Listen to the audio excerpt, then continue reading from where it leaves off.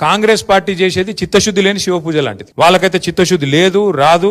రేవంత్ రెడ్డి గారి నాయకత్వంలో మాత్రం బీసీలకు న్యాయం ఎన్నటికీ జరగదు. ఇది వాస్తవం.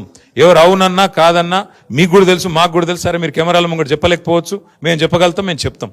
అయితే మీతో ప్రార్థన ఏంది అంటే, మీ అందరితో కూడా మీరు ఎట్లయితే ఇవాళ మమ్మల్ని వచ్చి కలిసి మా మద్దతు కూడగొట్టే ప్రయత్నం చేస్తున్నారో, ముమ్మాటికి శాసనసభలో ఎట్లయితే మద్దతు చెప్పినామో, 10 ఏళ్లు ప్రభుత్వంలో ఉన్నప్పుడు కేసీఆర్ గారి నాయకత్వంలో ఎట్లయితే బలహీన వర్గాల సంక్షేమం కోసం చిత్తశుద్ధితో ప్రయత్నం చేసినామో, కాంగ్రెస్ పార్టీ యొక్క మెడలు వంచేదాకా, బలహీన వర్గాలకు వాళ్ళు ఇచ్చిన ప్రతి మాట నిలబెట్టుకునేదాకా 1,00,000 కోట్లు ఇస్తామని చెప్పినారు 5 ఏళ్లలో.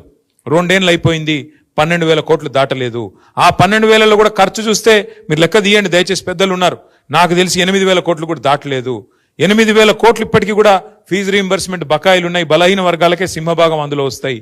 దాంతో పాటు కాంగ్రెస్ పార్టీ చెప్పింది 42% ఒకటే చెప్పలేదు, వాళ్ళు 1,00,000 కోట్లు ఒకటే చెప్పలేదు బడ్జెట్.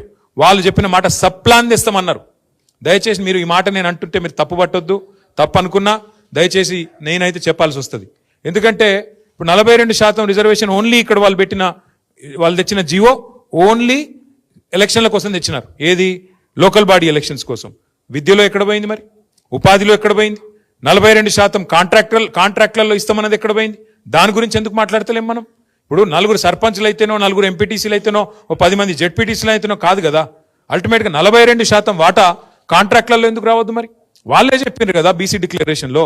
అది రావాలి అంటే కేవలం మనం ఓన్లీ రిజర్వేషన్ల గురించే మాట్లాడుతామంటే రిజర్వేషన్ అల్ల కూడా రావాలి కదా మరి. దయచేసి మీతో ప్రార్థన, దీన్ని విస్తరించి డిక్లరేషన్లో చెప్పిన ప్రతి మాట, 1,00,000 కోట్ల బడ్జెట్ అయితేనేమి, సబ్ ప్లాన్ అయితేనేమి, 42% వాటా ఇస్తామన్న మాట అయితేనేమి, వాళ్ళ చేతిలో ఉన్నాయేమో ఇయ్యరట, వాళ్ళ చేతుల్లోనే ఇస్తలేరు. అది మనం అడుగుతలేం. 42% ఇవాళ కాంట్రాక్ట్లలో వాటా ఇస్తా అంటే ఎవరు ఆపుతున్నారు? ప్రభుత్వం ఒక జీవోతో అయిపోదా? దానికైతే ఎక్కువ కొట్టడం రాదు కదా, దానికైతే సీలింగ్ లేదు కదా, సుప్రీంకోర్టు లేదు కదా. దాని గురించి ఎందుకు మాట్లాడతలేం మరి? ఇవాళ రేవంత్ రెడ్డి గారి ప్రభుత్వం 2 ఏళ్ళు అయిపోయింది. 42% వాటా కాంట్రాక్ట్లలో బలహీన వర్గాలకు ఇస్తే ఎంతమంది బాగుపడతారు? 42% వాటా ఉపాధిలో ఇస్తే, విద్యలో ఇస్తే ఎంతమందికి లాభం జరుగుతుంది? కేవలం పొలిటికల్ రిజర్వేషన్ ఒకటే కావాలా? మిగతాయి వద్దా? పొలిటికల్ రిజర్వేషన్ కూడా కావాలి, మిగతాయి కూడా కావాలి. ఆ మిగతాయి కూడా మాట్లాడాలి. 1,00,000 కోట్ల బడ్జెట్ వచ్చేదాకా కొట్లాడాలి. దానికి బీఆర్ఎస్ పార్టీ మీ బంధుకు సంపూర్ణంగా నైతిక మద్దతుగా మేము నిలబడతాం, మీతో ఉంటాం.